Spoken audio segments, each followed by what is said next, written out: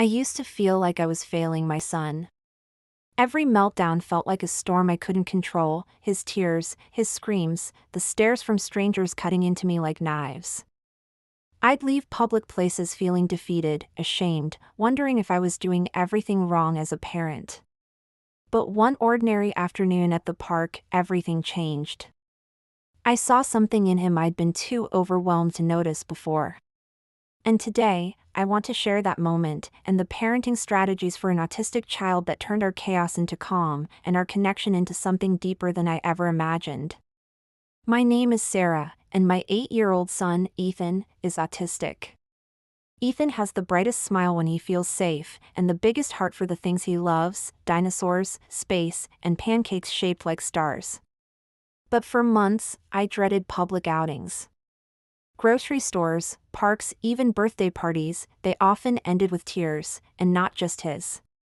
I'd leave carrying him in my arms while my chest felt like it was caving in from the stares, the whispers, the silent judgment of strangers. One sunny Saturday, Ethan asked if we could go to the park. My stomach tightened. I knew how this usually played out: too much noise, too many people, and the inevitable meltdown that left us both drained. Part of me wanted to say no, to protect him, and maybe protect myself. But that day, something in me whispered, "Let's try again." So I took a deep breath and started preparing for battle, or at least, that's how it felt. We packed his favorite snack, his noise-canceling headphones, and a small fidget toy shaped like a dinosaur, our 3 little lifelines. As we drove to the park, I could see his fingers tapping rhythmically against his knees, a sign that he was both excited and anxious. And honestly, so was I. At the park, the laughter of children was loud, and the ice cream truck's jingle blared in the background. Ethan froze, his hands clamped over his ears, his breathing shallow.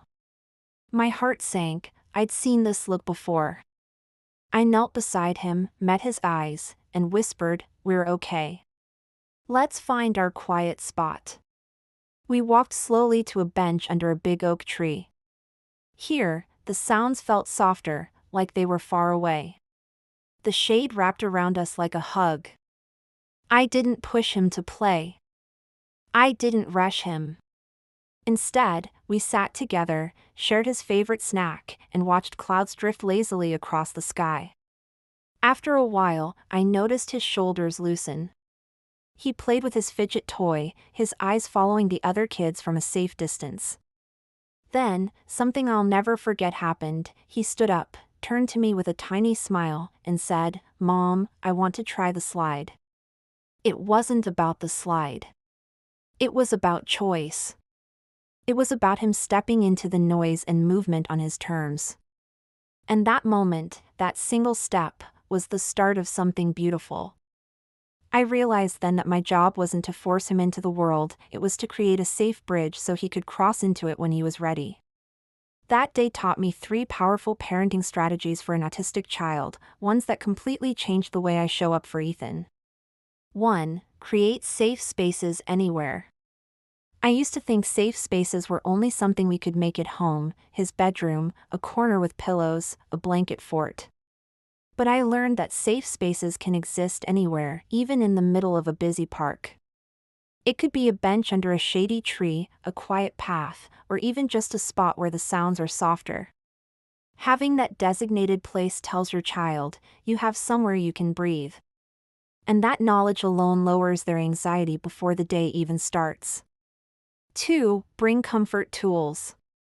We never leave home without Ethan's comfort kit, his noise-canceling headphones, a small sensory fidget, and a familiar snack. These aren't just objects. They're anchors. When the world feels too loud or too fast, those tools give him a way to self-regulate. It's like carrying little pieces of home with us, so no matter where we are, he can still feel grounded. 3. Follow their pace. This one was the hardest for me. I wanted so badly for Ethan to join the other kids, to see him laughing and running like everyone else. But I realized, progress doesn't come from forcing. It comes from trust. When I let him decide, when I stopped pushing and started following his pace, he surprised me. Like that day, when he chose the slide all on his own. That choice was his victory. And because it was his, it mattered more than any moment I could have forced. These aren't just tips.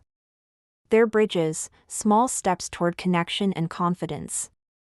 And when we build those bridges, moment by moment, we're not just helping our child navigate the world, we're showing them they belong in it. Ethan didn't conquer the whole playground that day. But he conquered his fear of taking that first step. And that step mattered more than 100 trips down the slide.